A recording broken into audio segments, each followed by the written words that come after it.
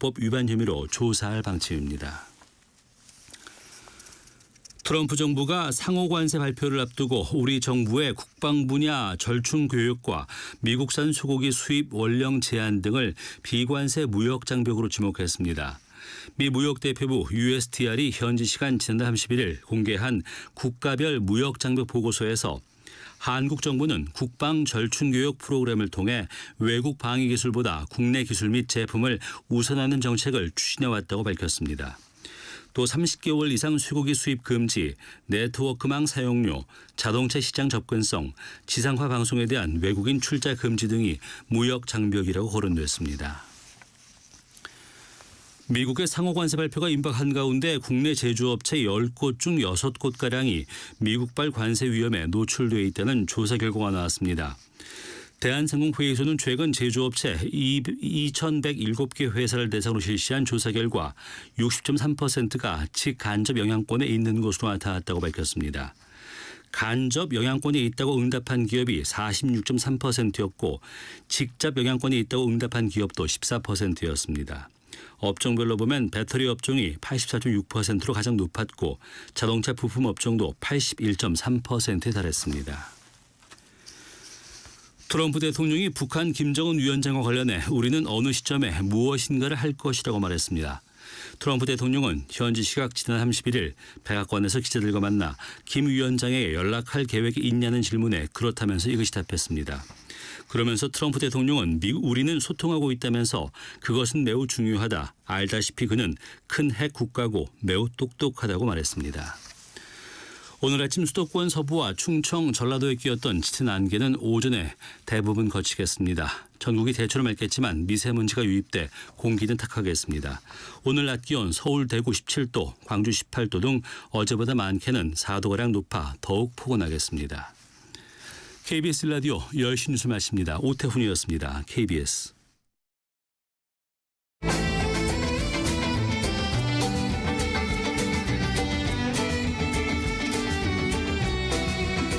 오늘을 함께하며 여러분의 내일을 응원합니다. 성공예감 이대호입니다.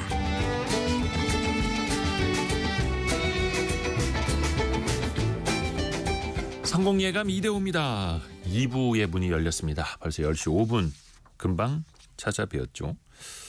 4월 1일 함께하고 계시고요. 오늘의 경제상식 퀴즈 정답부터 알려드리겠습니다. 정답은 스태그플레이션입니다. 스태그플레이션. 많은 분들이 조금 오늘 어려웠다고 혹은 처음 들어봤다고 4672님이 스태그플레이션 처음 들어본 경제 퀴즈네요. 덕분에 경제 공부 많이 하고 있어요 라고 보내주셨는데요. 그렇죠? 경제 상식을 키워드리는 가끔은 이렇게 좀 어려운 문제도 좀 나가는 그런 취지입니다. 4580님은 스태그플레이션을 영어로 영문으로 정확하게 쳐주셨고요. 고맙습니다. 그리고 4040님 스태그네이션과 인플레이션이 만나서 스태그플레이션이 되는 것처럼 커피샷과 물이 만나면 아메리카노가 되죠. 커피 먹고 싶어요. 와, 최고의 문자입니다. 제가 2025년 4월 들어서 최고의 문자를 받습니다. 이렇게 보내주시면 저희가 안 뽑아드릴 수가 없네. 와. 그리고 0035님은 지난번에 경제학자들이 스태그플레이션이 제일 무섭다고 한 거 생각납니다. 트럼프 관세 정책이 얼른 정리됐으면 합니다. 진짜 정확히 들으셨습니다. 사실은 인플레이션보다 위험한 게 디플레이션이라고 하죠. 물가 상승보다 위험한 게 물가가 하락하는 빠지는 현상. 이거는 이제 경제가 뒷걸음질 치는 거니까요. 그런데 인플레이션과 디플레이션은 한 방향으로 가죠. 경제가 성장을 하고 물가도 오르거나 경기가 후퇴를 하고 물가가 내리거나 한 방향으로 움직여서 금리를 내리거나 혹은 올려서 조절을 할 수가 있을 텐데 스태그플레이션은 물가만 오르고 경제는 후퇴하니까 다른 방향으로 움직이는 거죠. 그래서 이 다른 방향으로 움직이는 걸 개선을 시키려면 훨씬 더 어렵다는 겁니다. 그래서 그냥 인플레이션, 디플레이션보다 더 무서운 게 스태그플레이션이다. 이렇게 생각을 하시면 될 것 같습니다. 조금 공부가 되죠? 증시 상황 보겠습니다. 참 여러분의 그 실시간 의견 질문 올려주십시오. 계속해서 열려 있습니다. KBS 콩 또 샵 9730 짧은 문자 50원 긴 문자 100원 드는 샵 9730 계속해서 열려 있습니다. 그리고 증시 상황이 코스피가 아까 한 1.4%까지 오르다가 0.6%대로 상승폭이 좀 낮아졌습니다. 2497 다시 2500선을 하회하고 있고요. 코스닥은 1% 정도 반등하는 680 이어가고 있습니다. 이 역시 개장 초보다는 상승폭을 좀 내줬고요. 공교롭게도 오비락일 수도 있겠습니다만 한덕수 대통령 권한대행이 상법 개정안에 대해서 거부권을 행사하면서 증시는 좀 실망하는 흐름이 나타나고 있습니다. 원달러 환율은 1476원까지 올랐네요. 어제 1472원대에서 마무리가 됐었는데 계속해서 원화는 약세로 원달러 환율은 상승으로 가고 있습니다. 조금 건전하지 않은 그런 방향으로 가고 있고요. 시가총액 상위 종목들도 상승폭을 좀 좁혔네요. 삼성전자 0.6%, SK하이닉스 0.89% 반등, 삼성바이오로직스는 2.7% 반등, 셀트리온이 2.3%, 한화에어로스페이스는 4% 반등 이어가고 있습니다. 예고해드린 대로 창업 트렌드 시간으로 이어갈 텐데요. 진짜 자영업 하신 분들 정말 힘드시다고 하고 실제로 문을 닫는 가게들 많아지고 있다고 하죠. 오늘 방송이 위로가 될지는 모르겠습니다만 장사 고수들도 처음부터 고수는 아니었다고 하죠. 가게 문 몇 번씩 닫아봤다라고 하고요. 그 실패를 통해서 우리가 배워볼 지점이 분명히 있을 겁니다. 오늘 창업 트렌드 시간에는 장사 고수들의 실패 스토리를 들어보시죠. 창업 플랫폼 창톡의 노승욱 대표와 함께합니다. 안녕하세요. 안녕하세요. 아까 3300 쓰시던 분께서 자영업자들의 경기가 좋아져서 웃는 날이 빨리 왔으면 좋겠습니다. 네. 이렇게 보내주셨고 지역에 따라서 지금 문 닫는 가게들 정말 많이 눈에 띈다라고 네네. 하는데 장사 고수들도 처음에는 일단 실패를 했었다라는 거잖아요. 그렇죠. 우선 장사 고수의 기준은 어떻게 놓고 우리가 이야기를 하는 겁니까? 이게 뭐 법으로 정해진 건 없는데 자격증이 있는 것도 아니고 근데 이제 저희는 이제 나름대로 한 월 매출 5천만 원 이상 인 분들 이제 장사 고수라고 하는데 요즘 시국에는 그냥 3년만 잘 버텨도 장사 고수신 것 같아요. 3년만 돼도 노포다 이런 말 나올 정도로 너무 폐업률이 높으니까. 근데 우리나라 소상공인 월 평균 매출이 1,200만 원 정도거든요. 네. 그러니까 5천이면 한 4배 이상 되겠죠. 근데 이제 업종이나 지역에 따라서 좀 융통성 있게 봐야 되는데 무인 매장 같은 경우는 월 매출 500만 원만 나와도 아주 초대박이라고 할 수 있어요. 그러니까 해당 업종 평균 대비 한 서너 배 이상이다 하면은 뭐 고수라고 할 수 있겠죠. 아하. 자, 장사의 고수 누구부터 소환해 볼까요? 역시 백종원 대표부터 불러오지 않을 수가 없네요. 백종원 대표도 처음부터 성공한 건 아니었잖아요. 그렇죠. 뭐 장사 고수를 넘어서 장사의 신이다라고 불리었던 분인데 원래는 이분이 이제 무역업에 관심이 있어서 외식업도 하면서 동시에 이제 목조 주택 건축 자재를 수입하는 이제 무역업을 했다고 하더라고요. 그런데 IMF 외환 위기가 터지면서 이 17억의 큰 빚을 지게 됐고 그러면서 이제 뭐 극단적 선택까지 생각할 정도로 이제 많이 고생을 했다는 건 아마 유명한 일화죠. 그러다가 이제 주특기인 외식업으로 재기에 성공한 사례죠. 건축 자재 수입업도 하다가 빚도 많이 졌었고. 근데 백종원 대표는 최근 이제 논란이 하도 많아가지고 지난번에 원탁의 기자들 때도 이야기를 했습니다만 통조림 햄 뭐 가격이라든지 마케팅 방식에 대해서 여러 논란이 있었고 또 원산지 표기법 문제도 계속 줄줄이 나오더라고요. 네, 이게 뭐 자영업자분들도 많이 실수하는 부분이기는 한데 그래도 이제 기업으로서 또 장사의 시인이라는 기대에는 좀 부응하지 못했던 부분이긴 하죠. 좀 말씀을 드리면 이 원산지 표기가 이제 법으로 의무적으로 돼 있고 이거를 어기면은 형사 입건까지 될 수 있는 좀 중대한 위반입니다. 뭐 7년 이하의 징역 또는 1억 원 미만의 벌금형까지 처해질 수 있다고 하고요.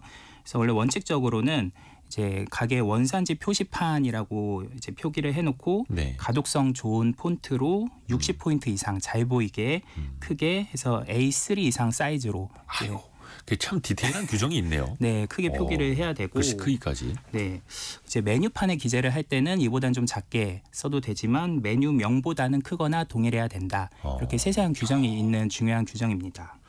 세세한 규정이 있네요, 진짜. 네. 그래서 이제- 그 더본 코리아 같은 경우에도 사과문을 올렸잖아요. 네네. 근데 그 대응 방식 가지고도 또 논란이 이어졌었고.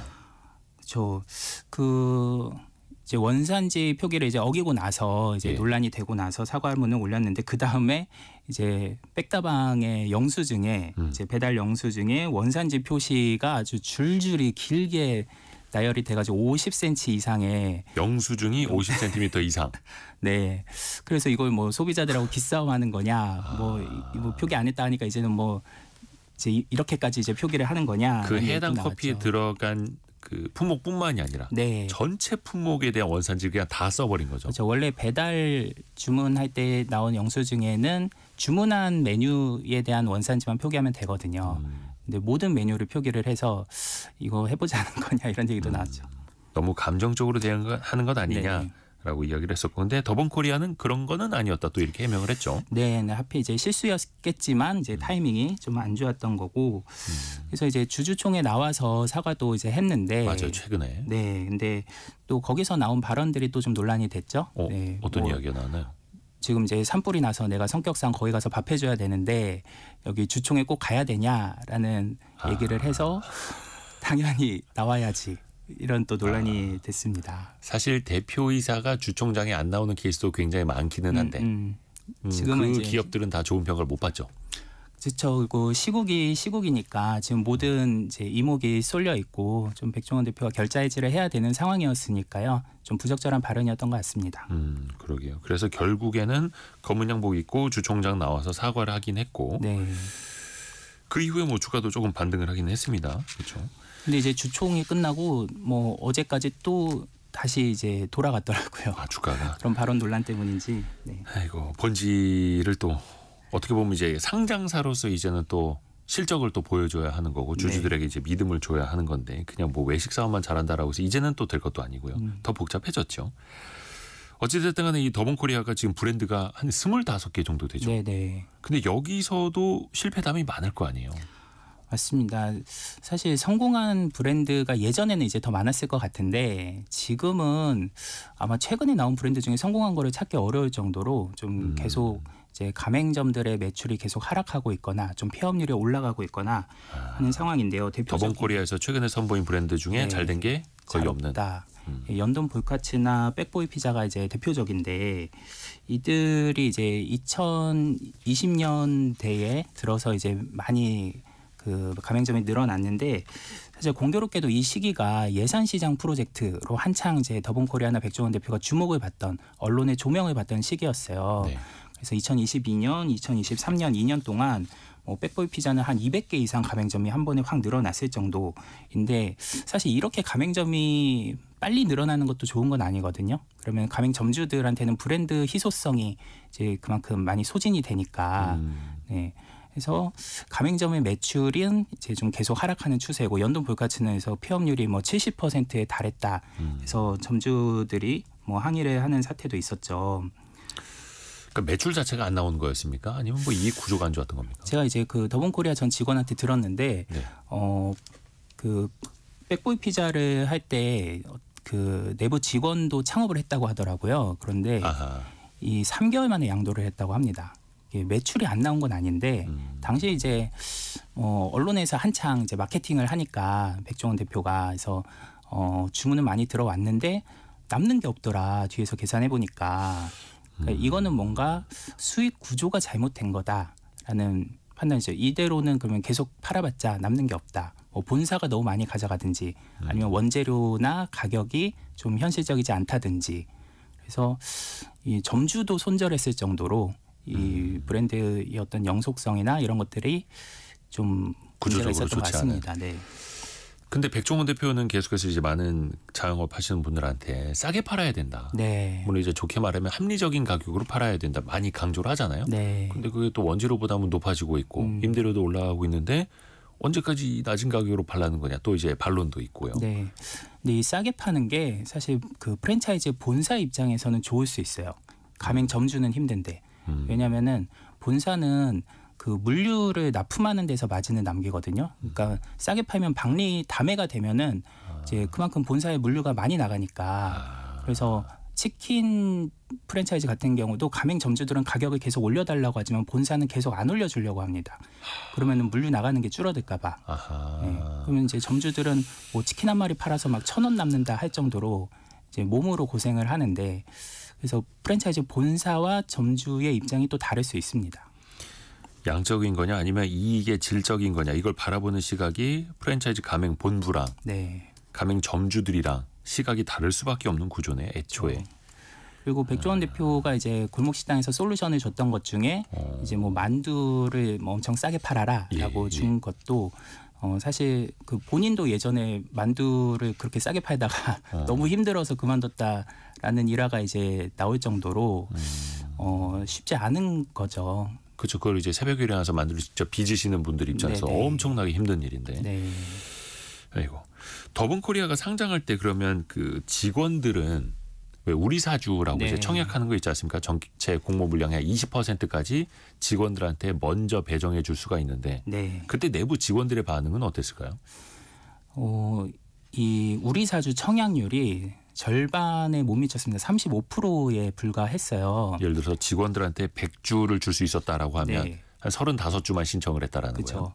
그러니까 직원들이 그 회사의 주가 전망에 대해서 안 좋게 평가를 했다라는 거죠. 사실 내부 직원들이 그 회사 사정에 대해서는 제일 더 잘 알 수 있는데 그래서 아마 이렇게 직원이 창업을 해도 남는 게 없다라는 게 이제 소문이 퍼졌을 거고 네. 그래서 좀 내부적으로도 좀 평가가 안 좋았던 게 아닐까. 그리고 더본코리아가 좀 다브랜드 전략을 펴는 대표적인 브랜드인데요. 그렇죠. 네, 그래서 어떤 제 팀장 같은 경우는 보통 막 서너 브랜드를 한 번에 관리를 해야 될 정도로 그런 게 1팀, 2팀, 3팀 이렇게 있을 정도로 그러니까 브랜드를 하나를 서너 명이 관리하는 게 아니라 네, 한 명이 서너 개의 브랜드를 관리하는. 그렇죠. 그러니까 이게 브랜드 하나를 한 팀이 집중해서 관리를 해도 이게 될까 말까인데 이거 이렇게 하니까 좀 아무래도 좀 관리가 부실해질 수밖에 없지 않았을까. 그래서 직원들도 이런 문제를 좀 인식을 하고 이렇게 청약률이 낮지 않았을까 싶습니다.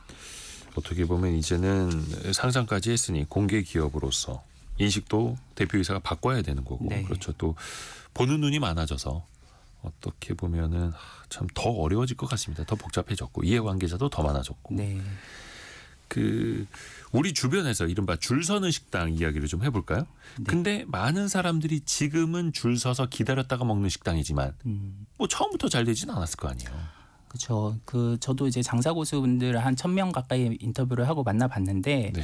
그 중에 한 990명은 대부분 처음에는 실패를 하고서 또는 뭐 처음에 이제 초심자의 행운으로 한 번은 성공했다가도 그 다음에 또 한 번은 이제 실패를 하고 그러면서 이제 탄탄해지고 이제 재기를 하셔서 여기까지 오신 경우가 많은데요.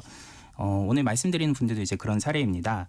일단 첫 번째는 이제 순댓국집으로 창업을 했다가 실패하신 분인데 이분은 순댓국 프랜차이즈 본사의 직원이었어요. 그래서 자기 브랜드에 대해서 이제 잘 알고 있었고 네. 또 순댓국이 이제 트렌드를 잘 안 탄다. 그렇죠. 예, 해가지고 그러면은 입지만 잘 고르면은 사실 뭐 크게 무난하게 할 수 있는 아이템인데 그렇죠.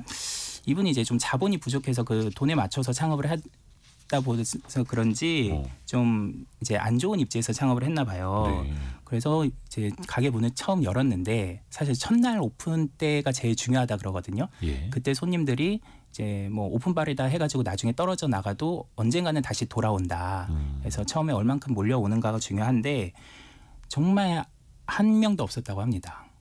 사전 홍보가 좀 덜 됐었나요? 그만큼 입지가 안 좋았던 되겠죠. 아 우선은 눈에 띄질 않아서. 네, 그래서 여기는 실패다라고 처음부터 직감을 하고 그래서 이제 급한 마음에 좀 유동인구가 많은 골목에 나가서 전단지를 뿌렸는데 전단지를 나눠주면서 생각이 들었답니다. 이 전단지를 돌리는 바로 이 자리에서 내가 창업을 했더라면 굳이 전단지 돌리지 않아도 알아서 이렇게 보여져서 이제 사람들이 찾아왔을 텐데 그래서 입지의 중요성을 그때 처음 깨달았다고 합니다. 아니 입지가 얼마나 안 좋았길래 이분 같은 경우에는 어디 뭐 주변에 식당이 없는 빌딩이었나요? 저도 이제 가보진 않았는데 그 조금 이제 이게 A급, B급, C급 이렇게 나뉘면은 이제 C급 골목 상권 쪽이었던 것 같습니다. 근데 그 전단지는 분명히 유동인구 많은 곳에서 나눠졌을 거고 네네. 그곳은 당연히 월세도 비싸고 권리금도 있을 거고. 그렇죠.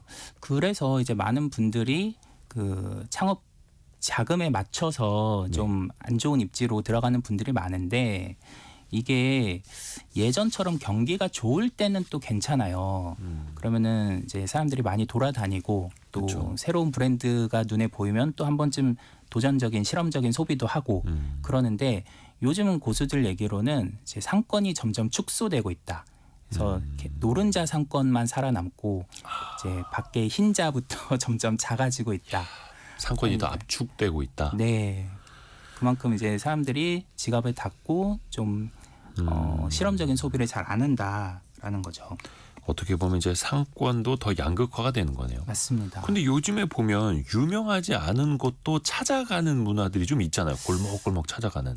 그런 거는 이제 또 온라인 마케팅비를 또 많이 써야 되거든요. 나 여기 있어요. 알려야 되니까. 네. 근데 그게 예전에는 이제 입지가 안 좋은 가게들만 그렇게 온라인 마케팅을 했다면 요즘은 입지 좋은데도 온라인 마케팅을 하니까 마케팅 효율이 예전 같지가 않다 그래요. 그래서 차라리 월세를 더 내서 그 좋은 입지로 들어가는 게 마케팅하는 시간도 아끼고 더 노출이 잘 된다라고 합니다. 온라인 마케팅이 한 수년 전까지만 해도 요거 하면은 그래도 더 많이 눈에 띌 수 있습니다. 네. 지금은 블로그를 비롯해서 온라인 마케팅 안 하는 가게가 없죠. 거의. 그렇죠. 이게 상향 평준화가 된 거죠. 마케팅 인플레이션이 된 거죠. 그러니까 온라인 마케팅도 어떻게 보면 공간과 시간을 두고 벌이는 경쟁인데 네. 그래서 더 많은 비용을 써서 더 상단에 노출되도록 또 해야 되고. 맞습니다. 그래서 지금 고수들은 이제 온라인 마케팅보다 네. 이제 오프라인에서 이제 월세를 더 내라 또는 SNS 마케팅에 사람들이 이제 피로감을 느껴서 뭐 광고다 싶으면 바로 넘겨버리니까 이제 광고 효율도 안 나온다. 그래서 차라리 TV나 라디오 광고가 더 효과적이다.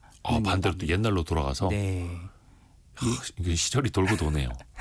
이제 그 소상공인 분들도 지역 방송이나 케이블 방송 같은데 광고하는 거를 좀 지원해주는 정책이 있어요. 네, 그런 것도 잘 찾아보시면은 좋을 것 같습니다. 라디오 방송 같은 거는 또 비용 지원이 되고 합니다. 아 그래요.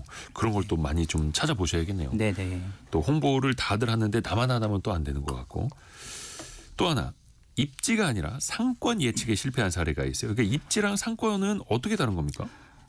입지는 점, 상권은 면 이렇게 보시면 될 것 같아요. 상권이 더 큰 개념이죠. 예. 그러니까 입지는 어떤 점포 뭐라면 어떤 골목에 이제 어느 위치라면 제 상권은 큰 동네, 뭐 강남, 뭐 잠실 이런 개념인데요. 그 이분은 이제 고깃집을 비롯해서 가게를 한 6개까지 운영을 했었는데 예. 초심자의 행운으로 이제 처음에는 잘 됐는데 이제 두 번째에 도전한 게 이제 실패를 한 게 좀 처음에 이제 잘 되니까 좀 욕심을 부렸나 봐요. 그래서 신도시에 신도시에다가 고깃집을 창업을 했는데 예. 신도시가 정말 고수들도 정말 어렵다 하는 상권이거든요. 아 그래요? 네, 왜냐면은 뭐 이것도 이제 신도시가 형성되는 단계에 따라 다르겠지만 상권이 어디에 어느 정도 속도로 형성이 될지 예측하는 게 어렵다는 겁니다. 똑같이 여기 상가 저기 상가 있는데 사람들이 어느 쪽으로 몰리게 될지 네. 그리고 예측이 이제 어렵다. 뭐 아파트들도 이제 지어놨는데 입주 시기도 다 다를 수 있고, 네, 뭐 분양도 이제 어떻게 될지 모르고 그러다 보니까 이 예측이 어려운데 이제 이분은 과감하게 예측을 했는데 빗나간 거죠. 어떻게 보면 이제 사실은 예측을 해야만 선점할 수 있고 그쵸. 신도시 같은 경우에 또 선점 효과가 또 있다 보니까 맞습니다. 야 이게 진짜 어렵네요. 그러니까 신도시면 우리가 당연히 인구 늘어나고 네. 수요가 뒷받침되겠지라고 생각하는데 그것도 그럼 아닌 거네요. 그렇죠. 그리고 뭐 철도랄지 뭐 지하철이랄지 이런 게 또 언제 개통된다라고 예상을 하고 들어가는데 그런 게 또 지연될 수도 있잖아요. 네. 그러니까 이제 배후 인구나 뭐 유동 인구가 예측대로 안 흘러갈 수가 있는데 이분은 이제 신도시에 A 동네가 이제 메인 상권이 될 거다 싶어서 이제 그 동네로 들어갔는데 예측을 해서 네. 근데 알고 보니 그 옆 동네로 이제 메인 상권이 이동하더라. 그쪽에 좀 핫한 가게들이 들어오면서 이제 다른 가게들도 유동 인구도 다 그쪽으로 몰리더라. 해서 아주 고생을 했다고 합니다. 예를 들면은 내가 현재 가게터를 잡을 때는 A 상권이 가장 핫했는데 네. 근데 시간을 두고 저쪽 B, C 상권에 영화관 들어오고 대형 커피숍 들어오고 막 마트 들어오고 해서 상권을 뺏길 수도 있는 거고요. 그렇죠. 근데 어려워요. 이게 참 더 어려운 게 요즘은 구도심도 상권이 이동을 하거든요. 젠트리피케이션으로. 그러니까 강남도 예전에 강남이라고 하지 않잖아요. 또 홍대도 예전에 홍대다 아니다. 그 모습이 많이 변했다라는 거예요. 그러니까 그 안에서도 그 잘 되는 입지는 잘 되는데 상권이 진짜 압축되는 거죠. 예, 강남 중에서도 어디는 잘 되는데 어디는 안 되고 또 이게 이 동선도 이동하고 이런 참 거죠. 신기합니다. 네. 그게 이제 가끔 한 번씩 놀러 가는 사람 입장에 눈에 안 띄는데 네. 그냥 새로운 가게 생겼나 보다라고 하는데 그분 하나하나의 스토리는 또 아픔이 있을 수밖에 없는 거고 그게 또 상권이 변하고 있습니다. 진짜 어렵네요. 또 뭐 근데 평일 다르고 주말 다르고. 그러면 이제 신도시가 어느 정도 자리를 잡은 다음에 들어가는 후발주자 전략은 어떻게 하는 게 좋아요? 네, 그게 뭐 일장일단이 있는데 그러면 조금 안정적이겠지만 그만큼 뭐 권리금이나 이런 게 또 비싸졌겠죠. 그렇죠. 네, 그리고 세종시 같은 경우가 이제 네. 대표적인 신도시 상권인데 여기는 프랜차이즈의 무덤, 자영업자의 무덤이라고 할 정도로 네. 상가들이 많이 망하고 공실이 엄청나게 많은 그래서 아직도 상권이 제대로 형성되지 않은 신도시거든요. 지금도요? 네, 그러니까 여기가 이제 배드타운이다라고 할 정도로 좀 주민들이 그 안에서 소비를 하지 않고 뭐 주말이면은 서울 올라가서 소비를 하거나 이러니까 사실 저희 어머니도 순댓국집을 세종시에서 잠깐 했었는데 예. 토요일에 손님을 찾아보기가 어려웠어요. 주말에 다 서울 올라가서 그러는지 그러다가 일요일 저녁부터 이제 또 손님들이 들어옵니다. 이제 그래요. 퇴근하고서 그러는지. 야, 그 세종시 같은 경우에는 그래도 아파트들이 꽤 많아져가지고 네. 상주 인구가 많이 늘기는 했는데도 그렇죠. 쉽지 않다. 그러니까 이게 라이프 스타일이나 소비 패턴이나 그러니까 배후 인구가 이제 어디서 소비하는지 이런 것들 봐야 되는 거죠. 무조건 그 인구가 다 이 앞에 상권에서만 소비하는 건 아니다. 그냥 인구 많아진다, 신도시 생긴다, 아파트 많이 들어온다 이걸로 되는 게 아니네요. 그렇죠. 야, 진짜 분석이 어렵습니다. 안진수님이 세종시 상권이 지금 기울어져 가고 있답니다. 또 이렇게도 보내주셨고요. 장사고수의 실패담을 통해서 우리가 또 배워볼 이야기 이어가고 있습니다. 밀키트 프랜차이즈 하셨던 분도 실패담이 있다고요? 네, 그 코로나 때 밀키트가 한창 유행을 했잖아요. 뭐 이렇게 배달시켜 먹는 거 아니 집에서 간편하게 조리해 먹는 그렇죠. 거. 네, 그 간편식. 예. 네, 그래서 이분은 이제 밀키트 프랜차이즈를 설립해서 가맹점을 한 60개 이상 늘렸는데 이 정도면은 뭐 중견 프랜차이즈다 할 정도로 이제 돈 버는 일만 남았다 할 정도인데 뭐 계산해 보니까 거의 남는 게 없더랍니다. 네, 그때 이제 깨달은 게 밀키트는 메뉴 가지수가 많고 단가는 낮고 또 물류나 관리 비용이 많이 들고 또 무엇보다 재고 부담이 있거든요. 이 유통기한이 짧다 보니까. 그래서 본사도 남는 게 없고 점주도 남는 게 없는 참 재미없는 사업이구나 해서 요즘은 좀 정리를 하는 수순입니다. 아니 진짜 그 팬데믹 당시에 밀키트 엄청나게 이제 흥행을 했었고 네. 많은 가게들이 손님들 오는 것만 기다리지 말고 우리도 밀키트 만들어서 배달이나 온라인 판매 해보자라고 뛰어들었잖아요. 네. 근데 약간 조금 알맹이가 조금 없었던 거네요. 그러니까, 이익으로 남기기에는. 네. 그러니까 밀키트도 지금 경쟁이 엄청나게 치열해져서 그 공장들마다 이 품질이 상향 평준화됐다고 해요. 그러면서도 이제 가격 경쟁은 치열하고 이러니까 그 프레시지라고 그 밀키트를 이제 배달하는 전문 스타트업이 있는데 업계 1위인데도 아직도 적자입니다. 그러니까 1위도 업계 1위 밀키트 기업이요? 네. 그러니까 1위도 돈을 못 버는 그만큼 경쟁이 치열한 시장입니다. 아니 도대체 경쟁이 안 치열한 곳 없습니까? 우리 블루오션이라고 이야기하는. 그러니까 사실 경쟁이 치열하더라도 네. 우리가 양적인 경제 성장을 이루고 있으면 네. 그게 이제 같이 성장하면서 경쟁을 하는 건데 네. 이제는 수축되면서 경쟁을 하니까 더 힘든 거죠. 그렇죠. 자영업도 마찬가지고. 그래서 요즘 같은 이제 불경기에는 가성비를 또 중시하다 보니까 이제 가격 경쟁을 많이들 하는데 네. 그러면 이제 다 같이 고생하는 거죠. 공멸하는 거고. 그래서 좀 나만의 차별화된 어떤 경쟁력이 있어야지 제값을 받을 수 있지 않을까 싶습니다. 근데 이제 우리는 프랜차이즈 이야기 많이 하잖아요. 그래서 네. 가맹점을 두는 건데 그러면 뭔가 양적으로 확장을 해 나간다면 조금 어떨까요? 유리할까요? 본사는 유리하겠죠. 가맹점주는 불리하고 근데 이제 본사도 이 수익 구조를 아까 밀키트처럼 이제 잘 못 짜면은 이제 가맹점이 늘어나도 재미가 없을 수 있는데, 그래서 어떤 프랜차이즈 대표는 가맹점 장사가 잘 될 때 가맹점 늘리려고 하지 말고 그냥 직영점을 늘려라. 장사가 진짜 그렇게 잘 된다면 그냥 직영점을 늘려라. 네, 그게 더 그 똘똘한 직영점이 돈이 될 수 있다. 예를 들면 뭐 성심당 같은 경우는 매장이 10개도 안 되는데 다 직영 체제인데도 뭐 기업만큼 돈을 벌잖아요. 성심당은 프랜차이즈 가맹점이 아니죠. 없어요. 네네. 다 직영점. 그렇죠. 근데 거기가 진짜 알짜고 웬만한 중견기업 이상으로 수익도 잘 내고 있고. 네. 근데 또 물론- 이제 많은 분들이 직영점 추가로 내는 거는 금전적인 부담이 더 커질까 봐 또 네. 이제 좀 기피하는 것도 있고. 근데 어찌됐든 간에 이 와중에도 장사 고수가 된다라는 건 실패를 했지만 뭔가 반전을 이뤄냈다는 거잖아요. 네, 그 부분에서 이제 밀키트 프랜차이즈는 지금도 운영은 하고 있는데 좀 이제 비중을 줄이고 있고 이제 새로운 외식 브랜드로 또 프랜차이즈를 해서 지금 가맹점 한 100여 개까지 늘려서 성공을 했습니다. 근데 이제 그때의 교훈 때문인지 수익 구조를 본사랑 점주가 모두 잘 남도록 이제 잘 짜서 성공을 했는데요. 이제 비결 하나 말씀드리면 이 처음에 가맹점을 낼 때 내가 1년 안에 몇 개까지 늘릴 수 있다라고 예측을 하고 그거에 맞게 처음부터 대량 발주를 해서 단가를 낮췄다고 합니다. 그 구매 단가를. 네. 그래서 이제 싸게 들어오니까 이제 본사와 점주가 같이 나눌 수 있는 파이가 커진 거죠.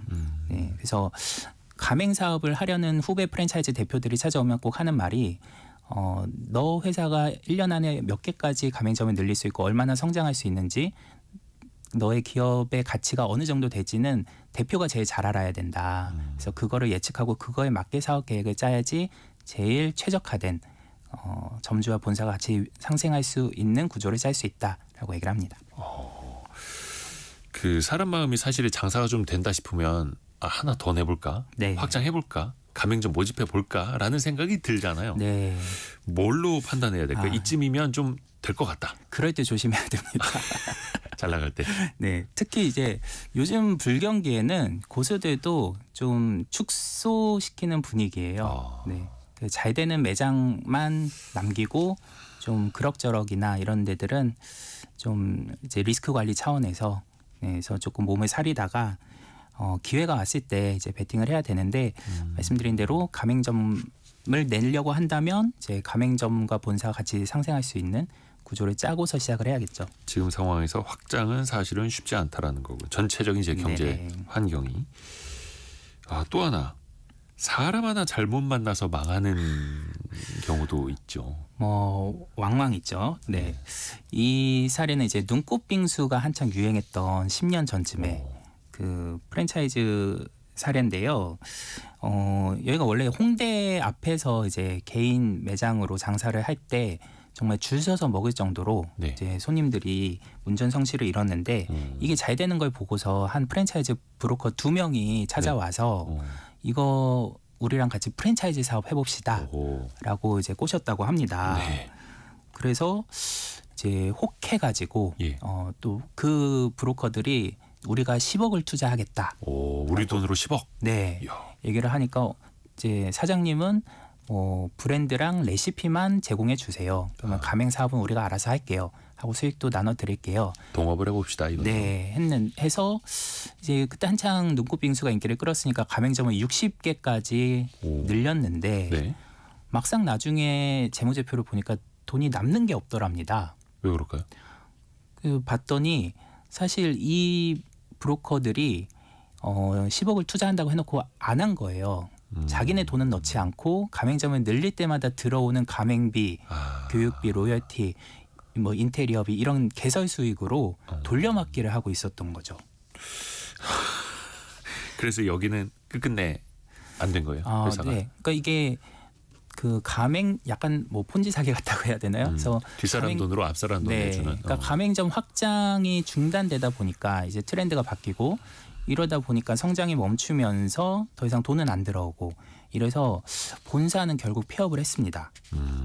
그리고 이제 창업 브로커 2명을 이제 사기죄로 고소를 해가지고 이제 한 명은 실형도 살았다고 그래요? 하더라고요. 네.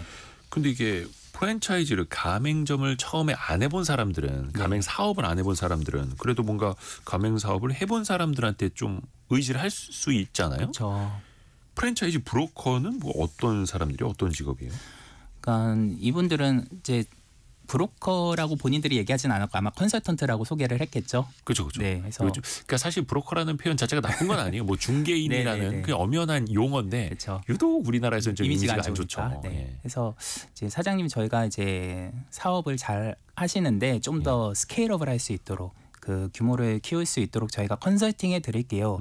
하면서 이제 그런데 저희가 좀 도와드리면 이렇게 더 빨리 성장할 수 있을 것 같은데요. 하면서 이제 컨설턴트를 빙자해서 이제 투자한다고 해놓고 이제 안 한 건데 사실 요즘도 이런 그 비즈니스를 하는 업체들은 좀 있습니다. 근데 그게 뭐 다 나쁘다는 건 아니에요. 예, 실제로 잘 해서 잘 성장한 사례도 있어요. 네, 근데 그만큼 비용을 내야 되고, 근데 이게 계약 구조를 어떻게 짜느냐에 달렸는데, 예를 들면 뭐 본사에 지분을 줄 것인가, 그러면은 이거는 이제 피를 섞는 거거든요. 네. 그러면은 이제 헤어질 수가 없죠. 그런데 그거는 좀 찜찜하다. 대신에 뭐 가맹점 몇 호점까지 늘어나면 얼마 이상 인센티브를 주겠다. 뭐 이런 식으로 구조를 짤 수도 있고. 그래서 처음부터 좀 우리 사정에 맞는 계약 구조를 잘 찾아야 될 것 같습니다. 계약이 중요합니다. 계약이. 네. 또 이렇게 컨설턴트들을 어떻게 믿고 손을 잡는 것도 어려운데 네. 일반인들끼리 동업하는 것도 참 어렵잖아요. 맞습니다. 근데 이제 동업이 그래서 예전에는 뭐 부모 자식 간에도 같이 하지 마라. 이런 얘기도 많이 하는데. 야 동업은 하는 거 아니다. 예, 그렇죠. 예, 다들 이제 검은 머리 손해 보신 짐승 믿지 분들이. 마라. 네. 근데 저는 요즘 이제 MZ 세대 젊은 장사 고수들을 보면 사실 동업 없이는 젊은 친구들은 창업을 하는 게 쉽지가 않아요.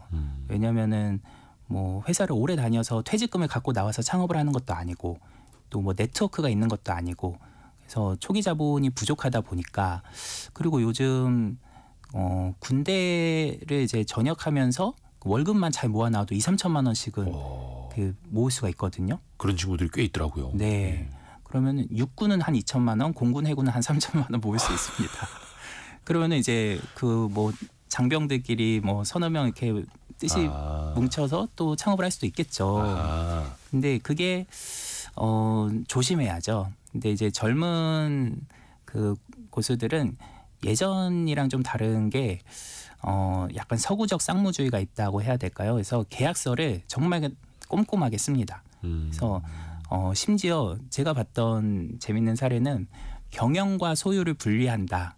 이런 조항이 있어서 그러니까 너도 투자를 했지만 경영은 내가 하겠다. 경영에 관여하지 마라. 뭐 이렇게 할 정도로 역할을 이제 정확히 분담을 하는 거죠. 선진 방식이네요. 우리나라는 오늘 네. 상법 개정안도 거부권이 행사됐는데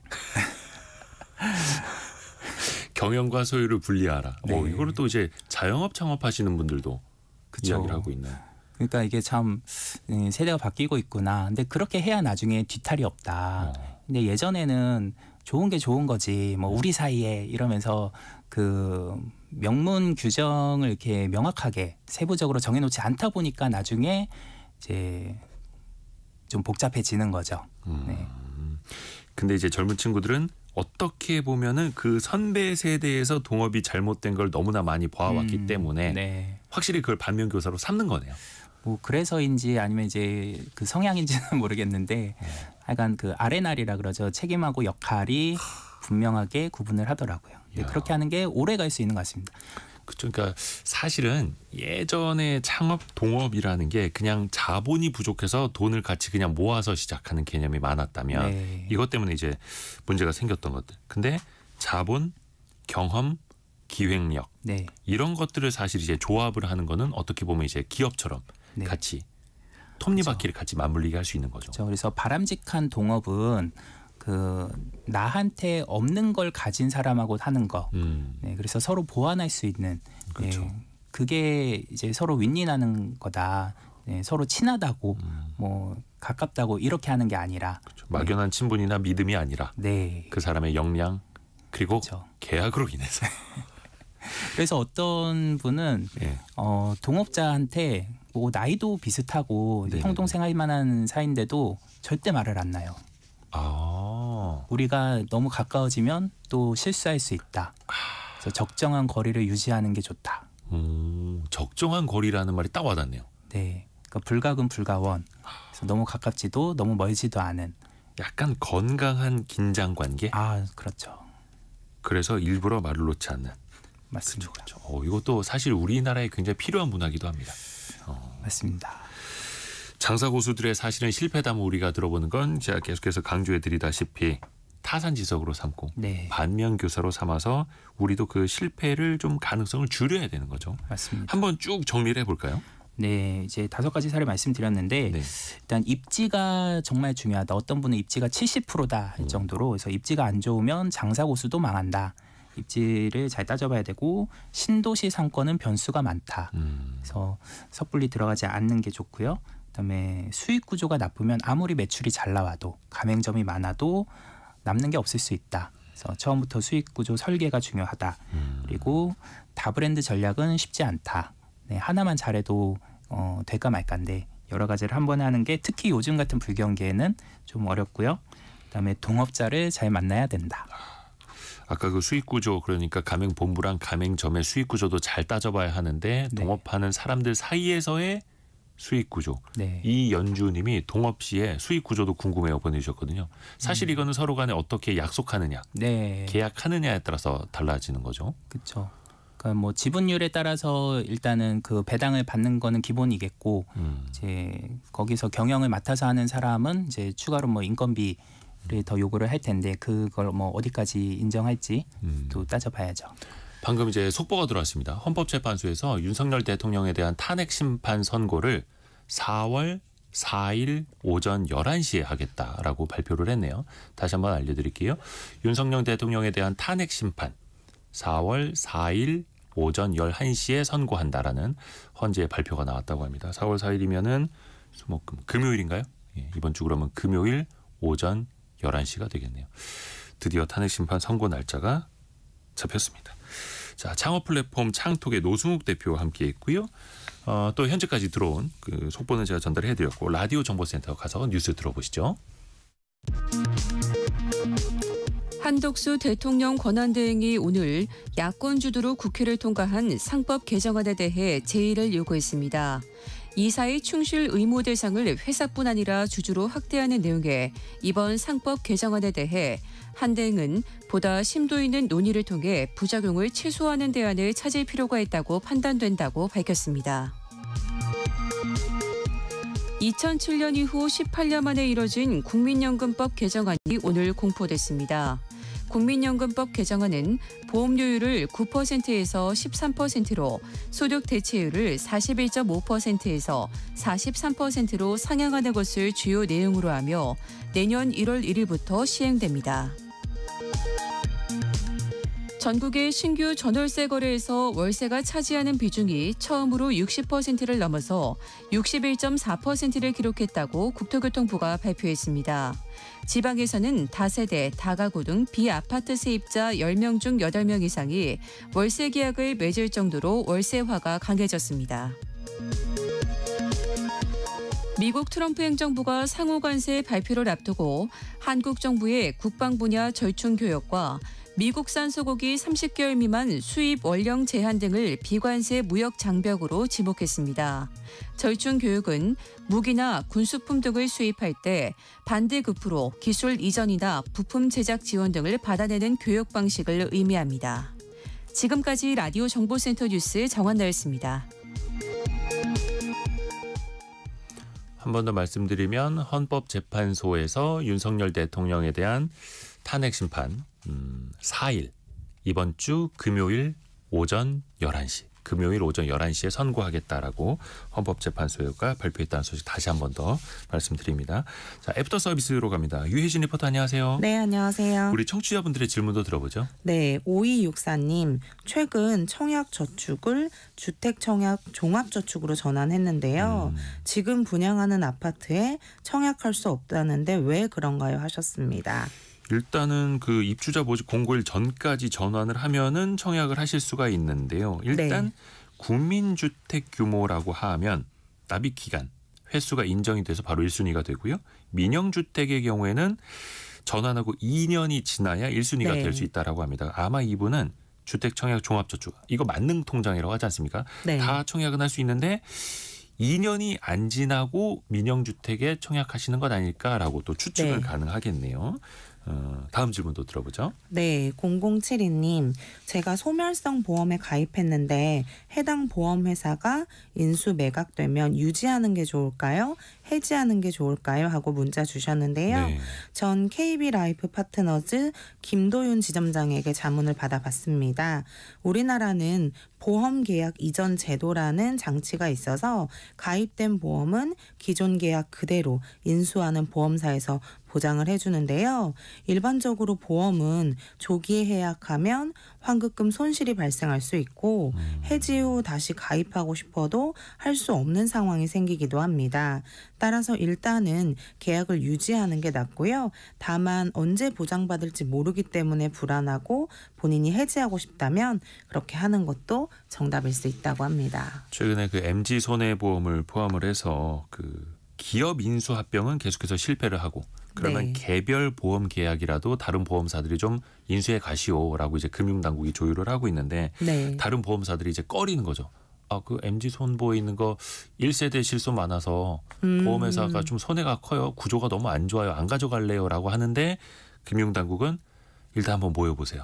우리 이렇게 좀 해봅시다. 왜냐하면 이게 124만 명이나 된다고 합니다. MG 인원이 손보. 많네요. 그렇죠. 그게 또 원리금 그 보장이 또 안 되는 것도 많은 분들이 또 갖고 계셔가지고 그게 또 걱정인데 일단은 그 해법을 어떻게 풀어가는지 좀 더 지켜봐야겠네요. 다음 질문은요. 네, 어제 슬기로운 세무생활 시간에 노란우산 공제 활용법에 대해 알아봤는데요. 박진호님, 노란우산 공제는 국민연금과 함께 가입 가능한가요? 그리고 어떤 장단점이 있나요? 하고 질문 주셨습니다. 노란우산 공제 당연히 국민연금과 병행해서 가입하실 수 있고요. 최대 장점은 그러니까 사장님의 퇴직금, 네. 예, 소상공인들의 퇴직금이라고 불리고 있죠. 그리고 또한 연간 최대 소득에 따라서 600만 원까지 소득 공제를 네. 받으실 수 있고 복리로 이자가 적용된다라는 거. 그리고 급한 돈이 필요할 때 내가 낸 돈을 담보로 해서 최대 그 90% 이내에서 대출 이율도 한 3.8% 나쁘지 않은 조건으로 네. 급한 돈도 대출 받으실 수 있다라는 게 있고요.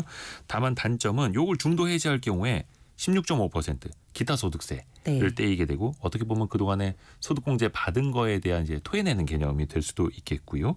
이런 것도 그래서 이제 장기적으로 본인이 가입을 하셔야 된다라는 것도 네. 사전에 쭉 이제 좀 살펴보셔야겠습니다. 다음 질문은요. 네, 2867님과 6136님, 노란우산 공제는 가입 연령이 정해져 있습니까? 하셨는데요. 노란우산 콜센터에 문의한 결과 나이에 대한 제한은 없다고 합니다. 이외 자세한 가입 조건은 1666-9988번으로 문의하시길 바랍니다. 네, 짧게 하나 더 들어볼까요? 네. 2563님이요. 가족용 전기와 산업용 전기의 요금 차이는 얼마나 되나요? 하셨습니다. 일단 구조 자체가 다릅니다. 가정용 같은 경우에는 전력 기본 요금이 산업용보다는 조금 비싸고 누진제가 적용이 되죠. 네. 킬로와트 시당 최저 105원에서 242원 사이고 산업용 같은 경우에는 누진제는 없고 킬로와트 시당 최저 92원대에서 155원대가 있는데 물론 그 구조는 굉장히 복잡합니다. 근데 일반적으로 산업용이 이제 저렴한 거는 대량 구매가 가능하죠. 그래서 사실은 소매보다는 도매업자에게 더 많이 파니까 네. 더 싸게 해주는 것처럼 그리고 또 산업용 같은 경우에는 기업들이 생산을 통해서 투자를 하고 고용을 하기 때문에 네. 그것이 또 유발하는 경제적 효과가 있기 때문에 좀 낮춰주는 것도 있습니다. 다만 이것도 올라가는 추세에 있고요. 네. 유혜진 리포터 고맙습니다. 감사합니다. 어이구 벌써 마칠 시간이네요. 성공예감 이대호입니다는 내일 아침 9시 5분을 또 기약하겠습니다. 성공예감은 오늘도 여러분을 응원합니다.